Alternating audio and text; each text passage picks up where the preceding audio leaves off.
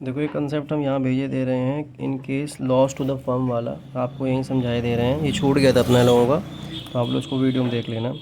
तो यहाँ पर देखो केस क्या है कि जब कभी कंपनी में क्या होता है, लॉस होता है, तो पहले तो बात को समझ लेते हैं कि अगर लॉस हो रहा है, जैसे मान लो ये आपका अकाउंट है, ठीक है, तो ये आप पहले से बनाते आ रहे हो, ये आपका P&L अकाउंट बनते आ रहा है। तो हमारा पहले सिस्टम क्या होता था कि नेट प्रॉफिट आता था, जैसे ही तुरंत हम इस नेट प्रॉफिट को कहाँ ट्रांसफ़र कर देते थे, P&L अप्रोप्रिएशन में ट्रांसफ़र कर दिया करते थे, और ये यहाँ पर आ जाता था। और फिर जितने भी अप्रोप्रिएशंस होते थे उनको डिस्ट्रीब्यूट करके जो हमारा डिविजिबल प्रॉफिट आता था वो हम कैपिटल्स में बांट देते थे, जो पार्टनर्स होते थे।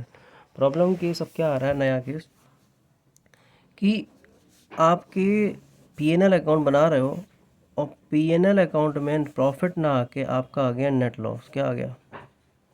तो बात यहाँ पर ये है कि जब यहाँ पर नेट लॉस आ गया है तो क्या ट्रीटमेंट होगा।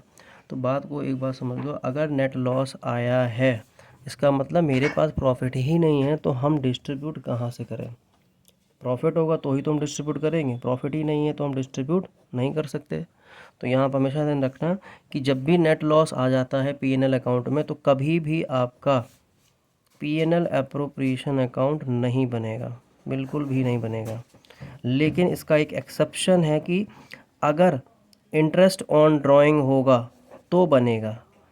ठीक, क्यों, मैंने कैसे बताया था, मैंने बोला था कि अगर जैसे आपकी लायबिलिटी है, मान लो 1 लाख रुपए की है, किसी को पैसे देने हैं, ठीक, तो किसी लायबिलिटी हम अपनी इंक्रीज़ नहीं कर सकते तो हम डिक्रीज़ तो कर सकते हैं ना। तो अगर हमारा नेट लॉस अगर यहाँ पर आ रहा है, तो नेट लॉस मान लो अगर हमारा है करीब करीब 1 लाख रुपए का, तो हमारा अगर इंटरेस्ट ऑन ड्राइंग का कंसेप्ट है, तो इंटरेस्ट ऑन ड्राइंग जैसे नेट लॉस हमारा इधर आया 1 लाख रुपए का, तो होगा क्या कि नेट लॉस जब हमारा इंटरेस्ट ऑन ड्राइंग कंसेप्ट आएगा तो ऑटोमेटिकली लॉस हमारा क्या हो जाएगा, डाउन चला जाएगा। तो इस वजह से हम क्या करते हैं, कभी भी P&L अकाउंट के बाद अप्रोप्रिएशन नहीं बनाएंगे अगर लॉस हो रहा है, लेकिन एक एक्सेप्शन को छोड़ के, जब इंटरेस्ट ऑन ड्राइंग दिया होगा। कैसे, देख तो क्वेश्चन समझ में आ जाएगा, ठीक है। जैसे पहला क्वेश्चन हमारा ये है कि ए और बी पार्टनर्स हैं, ऑन 1 अप्रैल कैपिटल इनकी कितनी थी, 3 लाख और 2 लाख रिस्पेक्टिवली, ठीक है। तो नॉर्मली मैंने बताया था कि पहले आप इसकी कैपिटल कहाँ डालोगे, P&L आप अपने कैपिटल के क्रेडिट साइड में बाय बैलेंस BD के नाम से 3 लाख 2 लाख डाल देंगे। फिर क्या हुआ, 1 अक्टूबर 2023 को ए ने ग्रांट कर दिया लोन 50 लाख का बी को, टू फर्म, मतलब ए ने फर्म को 50,000 रुपये का लोन दिया, कोई दिक्कत नहीं है, दे दिया, अच्छी बात है। B has allowed the firm to use his property for the business for the monthly rent. अब बी ने क्या करी, अपनी प्रॉपर्टी दे दी और उससे रेंट चार्ज करने लगा, मंथली रेंट था 1,000 रुपये पर मंथ, ठीक है। फिर लिखा है the partnership deed provide the interest on capital will be allowed at 9% per annum, मतलब इंटरेस्ट ऑन कैपिटल भी देना पड़ेगा फर्म को, ठीक है। बी को अलाउड है कि उसको एनुअल सैलरी 1 लाख रुपए की मिलेगी, कोई बात नहीं। Firm incurred a loss of 28,500 for the year ended 31st March 2000 before any adjustment is made according to the partnership deed। इसका कहने का मतलब है जितनी भी ऊपर की दी गई बातें हैं उन सबको अभी एडजस्ट नहीं किया गया, ना ही माइनस किया गया, ना कोई ट्रीटमेंट किया गया। उससे पहले का प्रॉफिट, हमारा जो प्रॉफिट कह रहे लॉस है 28,500 रुपये। तो एक बार साफ साफ सीधी बात ये है कि भाई अगर लॉस है तो P&L अप्रोप्रिएशन अकाउंट नहीं बनेगा, क्योंकि यहाँ पर और एक कंसर्न मैंने एक्सेप्शन बताया था इंटरेस्ट ऑन ड्राइंग का, वो यहाँ पर है नहीं। लेकिन एक बात बताओ, क्या ये लॉस जो आया है क्या ये करेक्ट आया है? बिल्कुल बेकार लॉस आया। क्यों?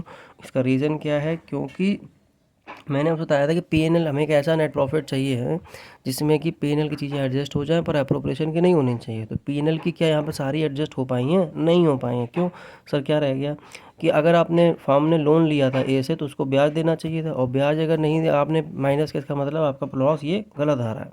तो अभी आप इस लॉस में अभी और क्या लेस करना पड़ेगा आपको, इंटरेस्ट ऑन लोन माइनस करना पड़ेगा, साथ ही साथ रेंट भी माइनस करना पड़ेगा, क्योंकि रेंट कभी अप्रोप्रिएशन में नहीं आता, P&L में आता है।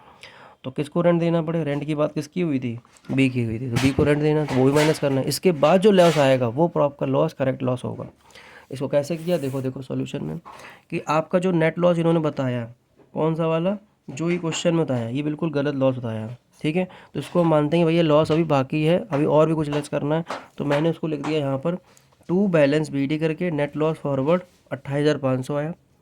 जो रेंट माइनस नहीं किया था आप कर दिया, इंटरेस्ट ऑन लोन, ए का लोन पे 1,500 रुपये ये भी माइनस कर दिया। अब इन सबको प्लस करके अब जो लॉस आएगा करीब 1.5 लाख रुपये, ये लॉस होगा। फिर एक बात बताओ, क्या 1.5 लाख रुपये लॉस आ रहा है तो क्या पेनल अप्रोप्रिएशन बनेगा? बिल्कुल भी अब नहीं बनेगा। क्योंकि हमने साफ साफ बता दिया था कि अगर लॉस आ रहा है पेनल में तो अप्रोप्रिएशन नहीं बनेगा। देखो इनकी लाइनें क्या लिखी हैं, the panel appropriation account will not be prepared as there is no profit can be appropriated. बात समझ में आ गया? दूसरा इलस्ट्रेशन हमारा क्या, इलस्ट्रेशन नंबर 22, इसमें हमारा क्या कहता है कि PQR पार्टनर्स हैं और देयर शेयर कैपिटल कितनी है, 6 लाख और 8 लाख रुपए है। As per the partnership deed both partner get a monthly salary, इनको दोनों पार्टनर क्या मिलेगा, मंथली सैलरी मिलेगी 25,000 रुपये की। इंटरेस्ट ऑन कैपिटल मिलेगा 8% मिलेगा। They are to be charge interest on drawing. अब देखो यहाँ ड्राइंग का कंसेप्ट आ गया, तो हो सकता है कि यहाँ पर लॉस हो और ड्राइंग अगर है तो फिर भाई बन सकता है। लेकिन आगे पढ़ते हैं, लिखा है ड्राइंग्स ड्यूरिंग द ईयर करी गई हैं 10,000 पर मंथ, और क्यों ने ड्राइंग करी है 1 लाख